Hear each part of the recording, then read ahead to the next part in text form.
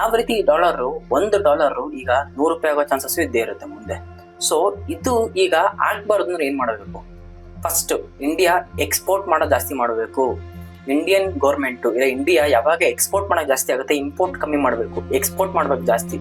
Export ತುಂಬಾ ಆದಾಗ ನಮ್ಗೆ ದುಡ್ಡು ಸರ್ಕ್ಯುಲೇಷನ್ ಜಾಸ್ತಿ ಆಗುತ್ತೆ, ಡಾಲರ್ ವ್ಯಾಲ್ಯೂ ಕಮ್ಮಿ ಆಗುತ್ತೆ. ಮೊದಲನೇದು. ಎರಡನೇದು, ಇಂಡಿಯನ್ದು FDI ಜಾಸ್ತಿ ಆಗಬೇಕು, ಫಾರಿನ್ ಡೈರೆಕ್ಟ್ ಇನ್ವೆಸ್ಟ್ಮೆಂಟ್.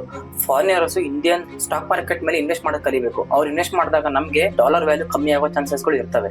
ಇನ್ಫ್ಲೇಷನ್ ಯಾವಾಗಲೂ ಜಾಸ್ತಿ ಆಗ್ತಾ ಹೋಗ್ತಾ ಇರುತ್ತೆ. ಬಟ್ ಇನ್ಫ್ಲೇಷನ್ ತಡೆಯಕ್ಕಾಗಲ್ಲ. ಇನ್ಫ್ಲೇಷನ್ ತಡಿಬಹುದು ಅಂದ್ರೆ RBI ರೆಪೋ ರೇಟ್ ನ ಕಮ್ಮಿ ಮಾಡಬೇಕು. RBI ರೆಪೋ ರೇಟ್ ರೀಸೆಂಟ್ ಆಗಿ 6.5 6.25 ಮಾಡಿದೆ.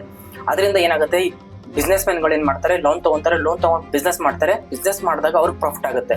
ಪ್ರಾಫಿಟ್ ಆದಾಗ ನಮ್ಗೆ GDP ಇನ್ಕ್ರೀಸ್ ಆಗುತ್ತೆ. GDP ಇನ್ಕ್ರೀಸ್ ಆದಾಗ ಇಂಡಿಯನ್ ಗೌರ್ಮೆಂಟ್ ಚೆನ್ನಾಗಿರುತ್ತೆ. ಇಂಡಿಯನ್ ಗೌರ್ಮೆಂಟ್ ಚೆನ್ನಾಗಿದೆ, ಇಂಡಿಯನ್ ಎಕಾನಮಿ ಇಂಪ್ರೂವ್ ಆಗುತ್ತೆ. ನಮ್ಮ ಇಂಡಿಯಾದವರು ಟೂರಿಸಂ ಇಂಪ್ರೂವ್ ಮಾಡಬೇಕು, ಇನ್ಫ್ರಾಸ್ಟ್ರಕ್ಚರ್ ಡೆವಲಪ್ಮೆಂಟ್ ಇಂಪ್ರೂವ್ ಮಾಡಬೇಕು. ಟೂರಿಸಂ ಇಂಪ್ರೂವ್ ಮಾಡಿದಾಗ FD ಅಂದ್ರೆ ಫಾರಿನರ್ಸ್ ಬಂದು ನಮ್ಮಲ್ಲಿ ಒಂದು ಟೂರಿಸಂ ಅಂತ ಬಂದಾಗ ನಮ್ಗೆ ಕರೆನ್ಸಿ ಟ್ರಾನ್ಸಾಕ್ಷನ್ ಆಗುತ್ತೆ. ಅದರಿಂದ ನಮಗೆ ಡಾಲರ್ ವ್ಯಾಲ್ಯೂ ಕಮ್ಮಿ ಆಗುವಂತ ಸಾಧ್ಯತೆಗಳು ಇರ್ತವೆ. ನಾನು ಇಲ್ಲಿ ಹೇಳ್ತಾ ಇರೋದು ವಿಡಿಯೋದಲ್ಲಿ ಕಂಪ್ಲೀಟ್ ಆಗಿ ರುಪಿ ವ್ಯಾಲ್ಯೂ ಡಾಲರ್ ವ್ಯಾಲ್ಯೂ ಕಮ್ಮಿ ಆಗುತ್ತೆ ಅಂತ ಹೇಳ್ತಾ ಇಲ್ಲ. ಬಟ್ ಆಗ್ಬೇಕು ಅಂದ್ರೆ ನಾವು ಯಾವ್ಯಾವ ರೀತಿ ಇಂಡಿಯನ್ ಗೌರ್ಮೆಂಟ್ ಮಾಡಬೇಕು, ಯಾವ್ಯಾವ ರೀತಿ ಕೆಲಸಗಳನ್ನ ಮಾಡಬೇಕು ಅಂತ ನಾನು ಹೇಳ್ತಾ ಇದ್ದೀನಿ ಈ ವಿಡಿಯೋದಲ್ಲಿ ಅಷ್ಟೇ.